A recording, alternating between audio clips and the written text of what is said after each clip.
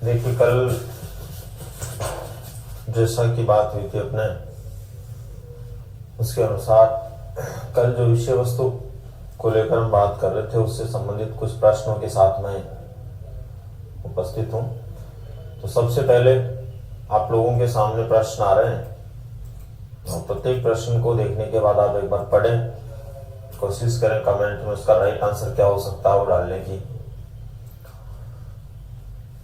सबसे पहला प्रश्न है अपना,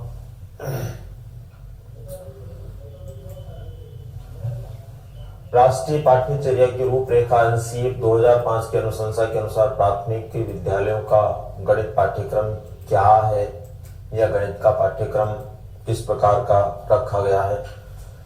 हालांकि इसको लेकर के हम कल बहुत ज्यादा विचार नहीं कर पाए थे कि कौन सी क्लास के लिए क्या पाठ्यक्रम रखा गया, फिर भी अपन इतना अंदाजा लगाने की कोशिश करेंगे कि क्या इसका हो सकता है, और कोशिश करें आप लोग क्या राइट आंसर हो सकता है। गुड इवनिंग और स्टूडेंट्स, बताइए। तो राष्ट्रीय पाठ्यचर्या की रूपरेखा NCERT 2005 के अनुसार अगर प्राथमिक विद्यालयों के गणित के पाठ्यक्रम को लेकर हम बात करें तो कुछ प्रश्न ऐसे भी अपने को ध्यान में रखने हैं कि कई बार हम उनको पढ़ते नहीं है, लेकिन अंदाजे से अपने को उनका आंसर ढूंढने का प्रयास करना चाहिए। और उसमें थोड़ा सा अपने को ये सोचना होता है कि दिए गए विकल्पों में से कौन सा विकल्प है जो संबंधित कक्षाओं के लिए सर्वाधिक सटीक होगा। तो यहाँ पर दोस्तों पहला ऑप्शन है, छात्रों की प्रगामी गणित के लिए तैयार करने वाला होना चाहिए। दूसरा, छात्रों की प्रतिदिन के अनुभवों से संबंधित होना चाहिए। कार्य विधिक ज्ञान पर केंद्रित होना चाहिए। गणितीय संकल्पनाओं में कठोरता देने वाला होना चाहिए।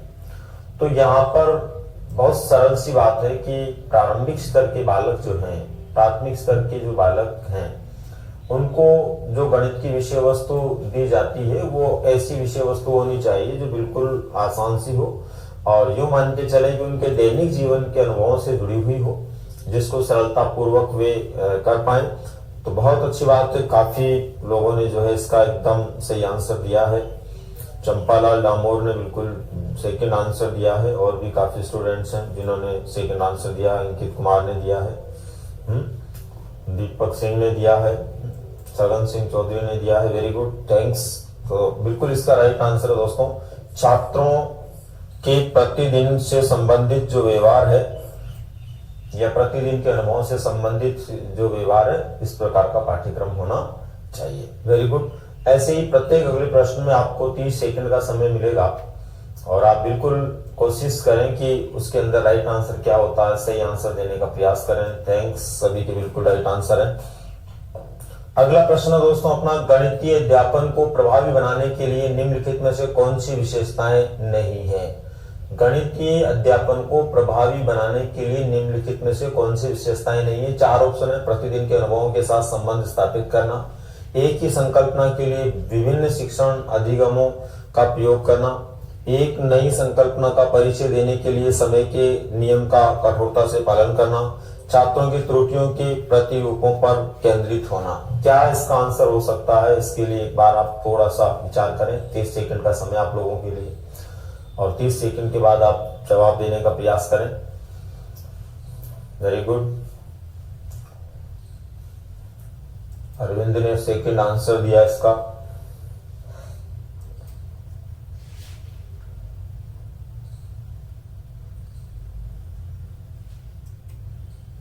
Harish Kumar third answer.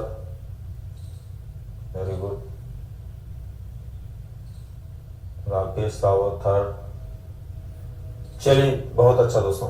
देखिए, गणितीय अध्यापन को प्रभावी बनाने के लिए निम्नलिखित में से कौन सी विशेषता नहीं है। कौन सी विशेषता नहीं है अपने को देखना है। तो सीधी सीधी बात है, फर्स्ट नंबर पर लिखा हुआ प्रतिदिन के अनुभवों के साथ संबंध स्थापित करना, बिल्कुल इस तरह का होना चाहिए। इसके बाद में एक ही संकल्पना के लिए विभिन्न शिक्षण अधिगमों का प्रयोग, बिल्कुल इस तरह से भी करना जरूरी है।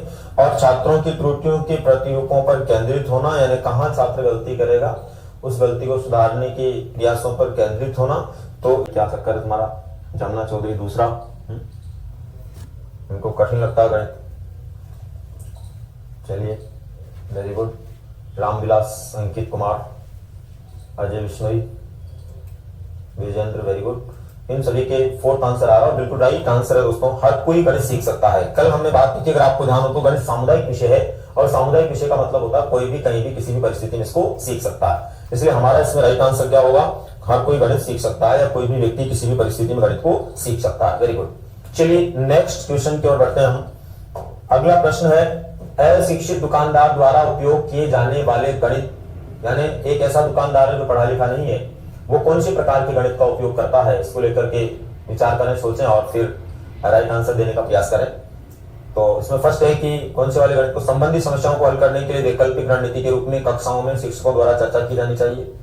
गणित कक्षा में उपयोगी नहीं है, सभी गणित समस्याओं को हल करने में बहुत उपयोगी है, में स्पष्टता और बहुत कम स्तर की शुद्धता है।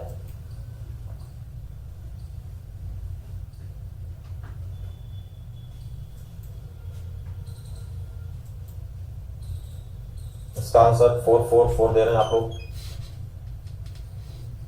विपिन कुमार टेलर लिख रहे हैं साइकोलॉजी आप पढ़ाएंगे। भैया अभी तो गणित मेथड की बात करो, आंसर दीजिए, उसकी बात करेंगे बाद में। जय करण चारण ने फर्स्ट आंसर दिया है, वेरी गुड।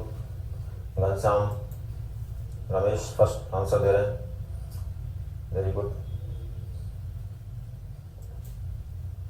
काफी लोग फोर्थ, थर्ड अलग अलग आंसर दे रहे हैं। चलिए, बहुत सरल सी बात है दोस्तों, इसमें आप जो थोड़ा सा विचार क्या करें और विचार करके उत्तर आप देंगे तो एकदम सही उत्तर मिलेगा आपको। देखो प्रश्न कह रहा है, अशिक्षित दुकानदार द्वारा उपयोग किए जाने वाले गणित, यानी एक अशिक्षित दुकानदार जिस गणित का उपयोग करता है को संबंधित समस्याओं को हल करने के लिए वैकल्पिक रणनीति के रूप में कक्षा में शिक्षकों द्वारा चर्चा की जानी चाहिए। तो इसका मतलब ये हुआ केवल चर्चा में, सामान्य व्यवहार में जो काम आने वाला है वो गणित उपयोग मिलेगा वो। तो यहाँ पर ये फर्स्ट वाला आंसर हो जाएगा ना। बाकी जो आंसर है उसमें और इसमें जो सबसे मेजर डिफरेंस है वो है कि एक प्रकार से एक अनपढ़ व्यक्ति जो है कई प्रकार के कैलकुलेशन करता है वैकल्पिक तरीके से, है ना। तो यहाँ पर इसका राइट होगा फर्स्ट। चलिए, एक शिक्षक को गणित कक्षा में बच्चों के एक विशेष समूह को कैसे संभालना चाहिए। एक शिक्षक को गणित की कक्षा के अंदर बच्चों को विशेष समूह को कैसे संभालना चाहिए। कम क्षमता वाले बच्चों के अनुसार कक्षा प्रश्न हल करने और उच्च क्षमता वाले बच्चों को जटिल प्रश्न कार्य के रूप में देकर के, यहाँ पर जटिल शब्द है, इसको ध्यान रखें आप। इसके बाद में एक ही क्षमता वाले बच्चों को एक साथ सामूहिक रखकर उनकी क्षमताओं के अनुसार प्रश्न देकर, एक ही कक्षा के सभी बच्चों को एक साथ सामूहिक रखकर और अलग अलग क्षमताओं वाले बच्चों को एक साथ सामूहिक रखकर, ताकि एक दूसरे से सीख सके।